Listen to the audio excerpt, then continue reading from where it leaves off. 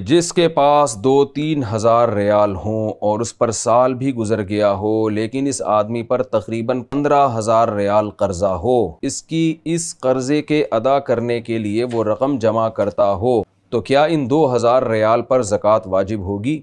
देखें, ये 3,000 रियाल और इसके अलावा मज़ीद 3 चीज़ें वो देखेगा, सोना, चांदी और तिजारती माल। ये 4 चीज़ें अगर वाकई उसके कर्जे से यानी कर्जा ज़्यादा है और ये 4 चीज़ें कम हैं, तो फिर इस पर ज़कात नहीं है। और अगर 15,000 का कर्जा है लेकिन इसके पास जो रकम है या गोल्ड है या सिल्वर है या तिजारती माल है वो 15,000 रियाल से ज़्यादा है और इतना ज़्यादा है कि 52.5 तोला चांदी के बराबर पहुंच जाता है, तो फिर इस पर ज़कात वाजिब होगी। बज़ाहिर आपके सवाल से ऐसा लग रहा है कि 15,000 रियाल कर्जा ज़्यादा है और जो अमाउंट जमा हुई है आपके पास वो अमाउंट कम है, तो और इसके अलावा सोना चांदी नहीं है आपके पास, ऐसा सवाल से लग रहा है। तो अगर ऐसा ही है तो फिर ज़कात आप पर लाजिम नहीं है।